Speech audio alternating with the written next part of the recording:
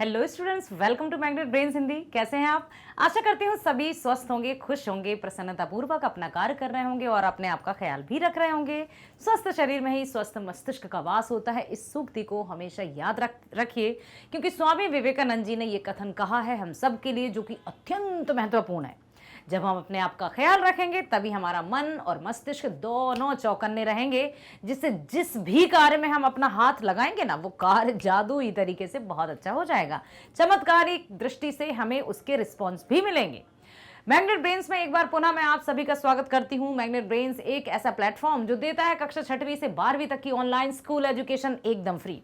Magnet brains है भारत का number 1 platform जो स्कूली शिक्षा के साथ साथ सभी प्रकार की प्रतियोगी परीक्षाओं के वीडियोस भी आप जैसे होनहार स्टूडेंट्स के लिए फ्री देता है। बिल्कुल सही सुना है आपने। हम किसी तरह से ये बात नहीं करते कि 10% या फिर 10%, 20%, 30%, 90% या 99%। यहां बात है 100% की, और जब फ्री की बात आती है तो टूट पड़ते हैं हम। तो आइए ना, अधिक से अधिक लाइक, शेयर और सब्सक्राइब कीजिए, ताकि आपकी तरह और भी आपके स्टूडेंट्स जो भी फ्रेंड्स हैं वो भी फ्री बेस्ट एजुकेशन का लाभ उठा सकें। अब चलते हैं कि इस वीडियो में आप क्या देखने वाले हैं, क्या सुनने वाले हैं, क्या समझने वाले हैं। हम करने वाले हैं हमारी क्लास 9th पाठ्य पुस्तिका है क्षितिज भाग 1। पाठ है हमारा 7। नाम है मेरे बचपन के दिन। मेरे बचपन के दिन अर्थात लेखिका महादेवी वर्मा, लाली वर्मा नहीं, महादेवी वर्मा जी ने इस पाठ में अपने बचपन की यादों को समेटा है। अब यहां यदि हम अपने बचपन की भी बात करें तो इसमें कोई बुराई नहीं है। आप भी अब कमेंट बॉक्स में जरूर लिखिएगा कि आपकी ऐसी कौन सी यादें हैं जिनमें आप हमेशा अपने माता पिता से पूछते हैं कि मम्मा बताइए ना, ऐसी कौन सी बात थी जो आपको याद है या फिर जो आप भूल नहीं पाते। तो कभी कभी मम्मा कहती पता है तुम ये करते थे, अरे मम्मा चुप रहिए ना, इस तरह से बातें होती हैं। तो हम भी अपनी आप तो अभी भी बचपन में ही हैं, मैं भी अपने बचपन में जाऊंगी, आपको कुछ ऐसी घटनाओं से अवगत कराऊंगी कि अच्छा ऐसा होता था, हाँ ऐसा होता था। ठीक है, तो महादेवी वर्मा जी ने यहां पर अपने बचपन की बातों को हमारे साथ साझा किया है। आप देख सकते हैं बचपन में कई प्रकार के खेल हम खेला करते थे। आप कौन कौन से खेल खेलते हैं? Video games, indoor games, chess, carrom, इस तरह से, या बाहर जाकर भी कबड्डी, या ये कोड़ा बादाम छाई हुआ, या बहुत सारे से, ये कौन सा गेम दिखाई दे रहा है, नीचे से निकलते थे, गोल गोल घूमते थे, चाय की पत्ती पोशंपा, ऐसा कुछ था। ये 100 रुपए की घड़ी चुराई, अब तो जेल जाना पड़ेगा, जेल की रोटी खानी पड़ेगी, जेल जेल जेल। और यदि आप स्मार्टली निकल गए तो ठीक है, नहीं तो कैद हो जाते थे। बहुत सारे ऐसे खेल थे जो खेलते थे। नदी पहाड़, यदि किसी भी छोटे से छोटे ऊंचे स्थान पर गए तो वो पहाड़ है, और उसके नीचे आ गए तो बर्फ और पानी, आइस एंड वाटर, तो आपने भी खेला होगा शायद, वो भी खेलते थे। और क्या खेलते हैं आप बताइए, बताइएगा जरूर। ठीक है, इस तरह से लेखिका महादेवी वर्मा जी ने यहाँ पर अपने पारिवारिक माहौल का भी वर्णन किया है, साथ ही साथ उस समय का वर्णन किया है जहां पर सभी धर्म आपस में मिलजुल कर रहते थे। किसी तरह का धार्मिक भेदभाव नहीं था। चाहे हिंदू हो, चाहे मुस्लिम हो, सिख हो या ईसाई, सभी परिवार आपस में सौहार्द के साथ रहते थे, भाईचारे के साथ रहते थे, एक दूसरे के घर आना जाना रहता था। किसी की कोई भी जैसे कोई खास जैसे सब्जी बना ली तो आंटी जी के यहाँ दे आइए, ताई जी के यहाँ दे आइए, फिर वहां से खाली कटोरी वापस नहीं आती थी, उसमें भी कुछ ना कुछ रख कर आता था। ये बहुत छोटी छोटी बातों को, बहुत महत्वपूर्ण बातों को लेखिका ने हमारे साथ साझा किया है। साथ ही साथ ये भी बताया कि जिस छात्रावास में वे पढ़ती थी, हॉस्टल में पढ़ती थी, ठीक है, वो मिशनरी था। ठीक है, वहां पर क्या होता था कि पहले 10th के बाद ही कॉलेज आ जाता था, उसके बाद 11th भी बोर्ड थी, पहले की बात बता रही हूं। तो वहां पर उनकी मुलाकात हुई थी सुभद्रा कुमारी चौहान जी से। नाम सुना है? ओके, यदि सुभद्रा कुमारी चौहान जी का नाम याद नहीं आ रहा है तो क्या आपको झांसी की रानी जो कविता है वो याद है? सिंहासन हिल उठे, राजवंशों ने भ्रुकुटी तानी थी, बूढ़े भारत में भी आई फिर से नई जवानी थी, चमक उठी सन 57 में, वह तलवार पुरानी थी, बुंदेले हर बोलो के मुंह, हमने सुनी कहानी थी, खूब लड़ी मर्दानी, वह तो झांसी वाली रानी थी। ये जो कविता है वो लिखी थी सुभद्रा कुमारी चौहान जी ने। तो जिस छात्रावास में महादेवी वर्मा गई वहां पर सुभद्रा कुमारी चौहान भी थी, और महादेवी वर्मा को लिखने का शौक था। हमेशा वो कविताएं लिखती रहती थी, कविता पाठ करती रहती थी, और जब भी कॉलेज में या उनकी छात्रावास में कोई प्रतियोगिता होती थी हमेशा प्रथम आती थी। एक बार उन्होंने ये भी बताया महादेवी जी ने कि एक बार उन्हें चांदी का कटोरा भेंट स्वरूप मिला, उपहार स्वरूप मिला। बहुत प्रिय लगा। सुभद्रा कुमारी चौहान बोली, अरे महादेवी, या फिर तुम अब इस कटोरे में मुझे खीर खिलाना। तो महादेवी जी ने कहा बिल्कुल खिलाऊंगे। फिर एक दिन उनके आश्रम में या छात्रावास में आए गांधी जी। सच है, ये कोई कल्पना नहीं है, महात्मा गांधी जी आए वहां पर। उस समय की बात है, अभी आप देखिएगा 1907 से 87 की बात है, ठीक है, लेखिका का जन्म। यहाँ पर बात है कि उस समय जब आए गांधी जी तो उन्होंने कहा कि सब अपने अपने तरीके से देशवासियों के लिए या जो असहाय हैं या मजबूर हैं उनके लिए क्या सहायता कर सकते हैं। चांदी का कटोरा जो उनको कविता वाचन पर मिला था ना, वो ही उन्होंने गांधी जी को दे दिया था। इतना प्रिय था कि वो हमेशा उस कटोरे को साथ रख के सोती थी। लेकिन जब महात्मा गांधी जी ने देश में व्याप्त जो अंग्रेजी शासन था उसकी चर्चा की, साथ ही साथ किस तरह से कमियां देशवासी झेल रहे हैं उनकी चर्चा की, तो महादेवी वर्मा जो कि पढ़ती थी, स्टूडेंट ही थी आप ही की तरह, तब भी उनके मन में ये आया कि चलो भले ही ये मेरी फेवरेट है और चांदी का कटोरा है जो मुझे पुरस्कार स्वरूप मिला है, फिर भी उन्होंने वो कटोरा गांधी जी को दे दिया था। कितना बड़ा हृदय था महादेवी जी का। अब चलते हैं हम सबसे पहले उनके जीवन परिचय की ओर और फिर हम पढ़ेंगे और फिर आपको और अच्छे से समझाएंगे। महादेवी वर्मा आधुनिक मीरा के नाम से भी आप जानी जाती हैं, क्योंकि इन्होंने हमेशा अपनी रचनाओं में एक अनूठी शक्ति का प्रयोग किया है, अर्थात एक ऐसे विषय पर लिखा है कि जो किसी और संकेत करता है। जैसे मीराबाई के प्रभु कृष्ण थे, यहाँ पर मीरा, एक और 10th में कविता है मधुर मधुर मेरे दीपक जल, उसमें उन्होंने किसी को नाम नहीं दिया है, लेकिन हाँ उस परम शक्ति, अलौकिक शक्ति का जिक्र जरूर किया है, इसलिए इनको आधुनिक मीरा की उपाधि प्रदान की गई। देखिए, इनका जन्म सन 1907 में उत्तर प्रदेश के फर्रुखाबाद शहर में हुआ। इनकी शिक्षा दीक्षा प्रयाग में ही हुई। ये एक सुप्रसिद्ध साहित्यकार हैं जिन्होंने साहित्य के गद्य एवं पद्य दोनों विधाओं में अद्वितीय सफलता प्राप्त की। नमन करते हैं महादेवी वर्मा जी को कि जिन्होंने न केवल गद्य साहित्य बल्कि काव्य साहित्य में भी परचम फहराया अपना। देखिए ना, अद्वितीय सफलता प्राप्ति, अद्वितीय मीन्स इनक्रेडिबल, अतुलनीय। प्रयाग महिला विद्यापीठ में प्राचार्य पद पर रहते हुए उन्होंने लड़कियों की शिक्षा के लिए काफी प्रयत्न किए। सन 1987 में इनका देहांत हुआ। जन्म कब? 1907, मृत्यु कब? 1987। प्रमुख कार्य देख लेते हैं। काव्य संग्रह इनकी नीहार, रश्मि, नीरजा, यामा, दीपशिखा, ठीक है। गद्य रचनाएं कौन कौन सी हैं? अतीत के चलचित्र, स्मृति की रेखाएं, पथ के साथी, श्रृंखला की कड़ियां, ये इनकी प्रमुख रचना। ऐसा नहीं कि सिर्फ इतनी ही रचना है, संस्मरण भी वे लिखती थी। संस्मरण क्या होता है? जो स्मृतियों में लिखा जाता है।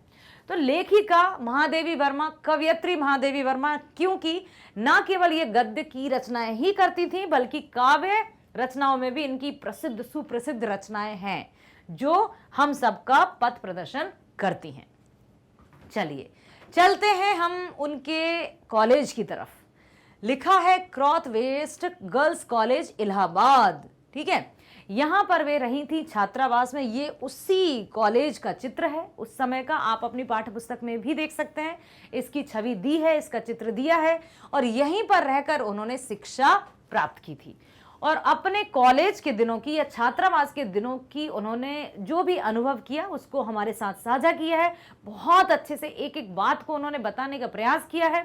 और कहते हैं ना, गागर में सागर, मतलब एक छोटे से मटके में बहुत सारा जल भर देना, या फिर कहें कि अपने सटीक शब्द या वाक्य या अपनी लेखनी के माध्यम से उन्होंने बहुत कुछ बताया है अपने इस पाठ में। और अपना जो वर्णन किया है वही हम देखेंगे कि क्या बताने का प्रयास किया है। और ये पाठ क्या है? एक संस्मरण है। संस्मरण किसे कहते हैं वो भी सुन लीजिए। संस्मरण बनता है स्मृतियों से। स्मृति मीन्स यादें।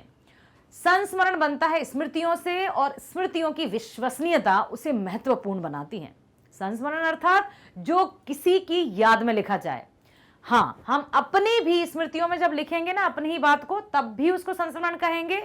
और यदि हम किसी, मान लीजिए कोई हमारे जीवन में ऐसे व्यक्ति आए जिनसे हमें शिक्षा प्राप्त मिली, या फिर शिक्षा प्राप्त हुई, या फिर हमने उनसे कुछ सीखा, या लगा कि क्या बात है, ये व्यक्ति तो हमारे जीवन में टर्निंग पॉइंट की तरह है, एकदम पॉजिटिव, तो उन पर आधारित यदि हम कभी लिखने बैठ गए तो वो भी संस्मरण कहलाएगा।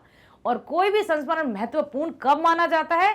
उसकी विश्वसनीयता के आधार पर कि जो भी हमें याद आ रहा है उसमें कुछ काल्पनिकता तो नहीं है, जो था वही है, तब जाकर संस्मरण बहुत ही मतलब माना जाता है कि हाँ। प्रस्तुत संस्मरण में महादेवी जी ने अपने बचपन के उन दिनों को स्मृति के सहारे लिखा है जब वे विद्यालय में पढ़ रही थी। इस अंश में लड़कियों के प्रति सामाजिक रवैये, विद्यालय की सहपाठी और सहपाठिनों, समझते हैं हम, क्लासमेट्स, छात्रावास के जीवन और स्वतंत्रता आंदोलन के प्रसंगों का बहुत ही सजीव वर्णन है। अब यहां पर एक शब्द आया है, सजीव वर्णन है। सजीव का अर्थ क्या है? ऐसा लगता है जब भी आप देखेंगे ना और आगे चलते जाएंगे तो ऐसा लगेगा जैसे कि हम प्रत्यक्ष रूप से उनके साथ शामिल हैं, जो भी प्रतियोगिताएं हो रही और हम भी वहीं पर हों। तो सजीव मतलब जीवंत उदाहरण। ऐसा लगता है कि हम उनके जो संस्मरण को सिर्फ पढ़ नहीं रहे, हम भी उसी का हिस्सा हैं। ठीक है। लेखिका अपने बचपन के दिनों को याद कर कहती हैं कि वे परिवार में पहली लड़की पैदा हुई, अर्थात उनके परिवार में लड़की ने जन्म नहीं लिया था, लड़के लड़के होते थे, इसलिए वो अत्यधिक लाड़ दुलार से पाली गई। घर में हिंदी का कोई वातावरण नहीं था, लेकिन मां ने उन्हें संस्कृत, हिंदी, अंग्रेजी आदि की शिक्षा दी। अब क्या होता है कि उस समय किस तरह का जवाब मतलब जो जमाना था या समाज था वो किस तरह का था, उर्दू का बोलबाला था, कभी नवाबी शासन रहा था, आपको पता है। तो उनके पिता चाहते थे कि महादेवी उर्दू भी सीखे, इसलिए एक मौलवी साहब को घर बुलाया गया। लेकिन महादेवी वर्मा मौलवी साहब को देखकर डर जाती थी और चारपाई के नीचे छुप जाती थी। चारपाई किसे कहते हैं? हाँ, पलंग, बेड, ठीक है। तो उसके नीचे छुप जाती थी और बिल्कुल भी उनको उर्दू सीखने में कोई इंटरेस्ट नहीं था, कोई रुचि नहीं थी, इसलिए उन्होंने नहीं सीखी। संस्कृत की शिक्षा उन्हें अपनी माँ से प्राप्त हुई, हिंदी की शिक्षा भी उन्होंने अपनी माँ से ही प्राप्त की। और उसके बाद कहते हैं ना, घर का जैसा माहौल रहता है उसी तरह से एक बालक है वो अपने आप के चरित्र का निर्माण करता है या अस्तित्व का निर्माण होता है। ठीक उसी तरह से वे रचना के क्षेत्र में या भाषा के क्षेत्र में कैसे आगे आई? क्योंकि उनकी माँ ने उन्हें शिक्षा दी। कहते हैं ना, माँ ही प्रथम गुरु होती है, और यहां आप देख भी सकते हैं। ठीक है। फिर क्या हुआ? फिर मिशन स्कूल में जाने पर उनकी मुलाकात सुभद्रा कुमारी चौहान जी से हुई। अब पता चला सुभद्रा कुमारी चौहान कौन है। सुभद्रा कुमारी चौहान प्रसिद्ध कवयित्री जिनकी रचना है झांसी की रानी। अब याद रखिएगा, भूलिएगा नहीं। वे थी उनसे सीनियर, 2-3 क्लास आगे थी। लेकिन जब उन्होंने देखा कि महादेवी वर्मा भी लिखती हैं, कविताएं लिखती हैं, तो उन्होंने महादेवी वर्मा का बहुत सपोर्ट किया और उनकी रचनाओं को सबके समक्ष ले गई। एक बार जब वो लिख रही थी, चुपके चुपके से लिखती थी, किसी को बताती नहीं थी। जब भी मन किया चुपचाप से अपने बेड पर बैठे बैठे लेटे लेटे लिखती रही। एक बार सुभद्रा कुमारी चौहान आई और उनके हाथ से कॉपी छीन कर ले गई और सबको दिखाने लगी, देखो देखो ये महादेवी ने लिखा है। महादेवी जी ने बहुत कहा कि नहीं दीदी मत बताइए ना, लेकिन उन्होंने सबके सामने उनकी पोयम या जो भी रचना थी उसको उजागर कर दिया। तब जाकर कहीं छात्रावास में पता चला था कि महादेवी वर्मा भी लिखती हैं या रचना करती हैं। अर्थात कह सकते हैं कि सुभद्रा कुमारी चौहान जी का उनकी रचना लेखन में या प्रसिद्धि में बहुत बड़ा योगदान है, क्योंकि स्टार्टिंग उन्हीं ने की। सबके सामने रचनाओं को उजागर सुभद्रा कुमारी चौहान जी ने ही किया। उनके छात्रावास में विभिन्न स्थानों से आए बच्चों में एकता एवं सहानुभूति की भावना थी। और ऐसा नहीं कि सिर्फ एक ही जाति के हों, एक ही धर्म के हों, एक ही प्रदेश के हों, हर एक प्रदेश के आए, कोई कन्नड़, तमिल, तेलुगु, उर्दू, फारसी, हर एक तरह के स्टूडेंट्स आते थे। लेकिन वे आपस में इतने अच्छे से मिलकर रहते थे, वहाँ कोई जातीय भेदभाव नहीं था। बहुत अच्छे से सब लोग हिल मिल कर रहते थे। और हॉस्टल का माहौल तो वैसे भी बहुत अच्छा होता है। मुझे अपने ही हॉस्टल के दिन याद आ गए। मैं बता दूं आपको कि कक्षा 6वीं से 12वीं तक की स्कूल एजुकेशन मैंने भी हॉस्टल में रहकर प्राप्त की है। और हॉस्टल का जो माहौल है स्ट्रिक्ट रहता है। 5 बजे हमें डंडे की नोक पर उठाया जाता था।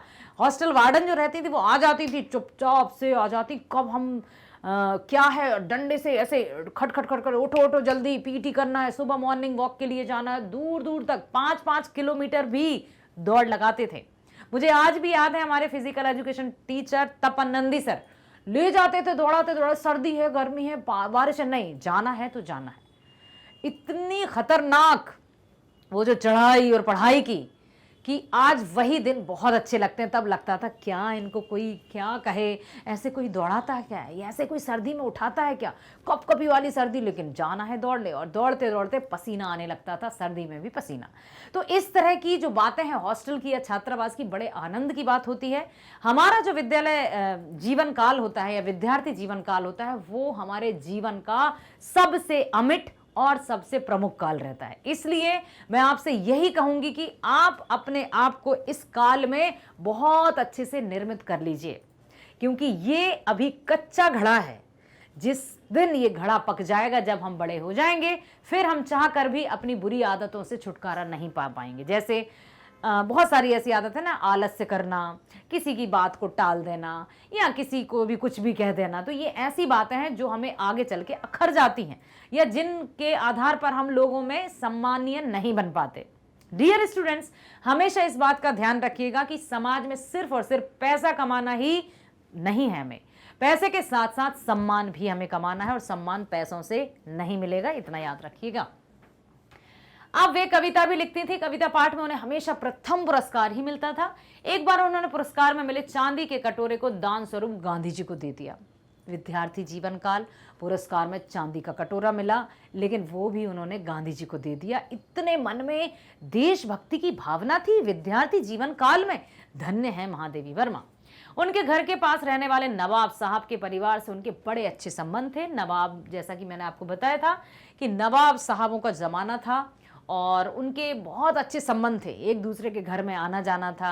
जब ईद हुआ करती थी तो लेखिका के परिवार उनके घर जाकर मनाते थे। जब रक्षाबंधन या दिवाली का त्यौहार था तो नवाब साहब के परिवार वाले यहाँ आते थे। नवाब साहब की जो पत्नी थी उनको लेखिका ताई जी कहकर पुकारती थी, और लेखिका के छोटे भाई का नाम ताई जी नहीं रखा था, ये भी यहाँ पर बताया है। और क्या होता था कि जो ताई जी के एक बेटे थे जिनको महादेवी रक्षाबंधन पर राखी भी बांधती थी, और वो हर साल महादेवी से राखी बंधवाते थे, और पुरस्कार मतलब उपहार स्वरूप, भेंट स्वरूप कहीं दुपट्टा दे दिया। मतलब इस तरह से उनके संबंध इतने अच्छे थे कि इतना सुकून और चैन मिलता है इस पाठ को पढ़ते समय कि क्या तो वे दिन थे। क्यों वर्तमान स्थिति एकदम परिवर्तित होती जा रही है, क्यों सब धार्मिक या धर्म के नाम पर आपस में टकरा रहे हैं, वैचारिक मतभेद हो रहे हैं, मनभेद हो रहे हैं, जिससे दूरियां उत्पन्न हो रही। इससे किसी का भला नहीं होने वाला है। हमें शांति से, सौहार्द से एक साथ मिलकर रहना चाहिए, ताकि मन भी प्रसन्न रहे और जहां हम रहें वो वातावरण भी सुकून से रहे। ठीक है। नवाब साहब ने ही उनके छोटे भाई का नामकरण किया था। उस समय लोगों में जैसी एकता और भाईचारा दिखता था, आजकल वह सपना सा लगता है। लेखिका भी यही कहती हैं कि उस समय का जो माहौल था, जो वातावरण था, ऐसा लगता है जैसे सपना ही हो, क्योंकि आजकल कहाँ ऐसा है। अच्छा ऐसा था वैसा था, लेकिन आजकल तो बहुत है। लेकिन एक और बात मैं बता दूं, आज भी ग्रामीण परिवेश में यदि हम जाते हैं, वहां पर गांव में आज भी एकता देखने को मिलती है। आज भी यदि दुआ सलाम होती है तो हिंदू भाई मुस्लिम भाइयों से सलाम ही करते हैं, और यदि मुस्लिम भाई हिंदुओं से करेंगे तो वो उनके ही हाथ जोड़कर जयराम जी की भी करते हैं। ये मैंने अपने आंखों से देखा है, मैंने अनुभव किया है, इसलिए आपके सामने ये बात मैं कह पा रही हूँ। ठीक है। तो जो एकता थी वो बहुत ही अच्छी थी, इसका बहुत अच्छे से बखान किया है लेखिका ने। आगे चलकर हम देखेंगे एनसीईआरटी जब सॉल्यूशंस में नेक्स्ट वीडियो में हम जब करेंगे तो आप और अच्छे से समझ जाएंगे कि किस तरह के प्रश्नों का निर्माण हो सकता है, या फिर उस समय की जो एकता थी आज अचानक से भंग क्यों हो गई। लेखिका के घर वाले और नवाब साहब के घर में इतने पवित्र या जो इतने पारिवारिक संबंध थे वो कैसे थे, क्योंकि मतभेद नहीं था, क्योंकि मनभेद नहीं था। ये जो पाठ है मेरे बचपन के दिन, महादेवी वर्मा, लाली वर्मा जी के बचपन के दिन नहीं, इस पाठ में आपने सुन लिया है, समझ लिया है, और आशा करती हूं कि आपको वीडियो पसंद जरूर आया होगा। तो लाइक कीजिए, सब्सक्राइब कीजिए, ताकि आपको नोटिफिकेशन प्राप्त हो सके और आप तुरंत वीडियो का लाभ उठा सकें। शेयर जरूर कीजिएगा, भूलिएगा नहीं। शेयर करने से आपके और भी जो फ्रेंड्स हैं उनको भी बेस्ट एजुकेशन, स्कूल एजुकेशन का लाभ मिलेगा, और वे भी आपकी तरह परीक्षा में अपने आप की तैयारी कर पाएंगे और अच्छे अंक प्राप्त कर पाएंगे। मिलते हैं नेक्स्ट वीडियो में, जिसमें हम देखेंगे इसी पाठ के, मेरे बचपन के दिन पाठ के एनसीईआरटी सॉल्यूशन। नमस्कार, धन्यवाद।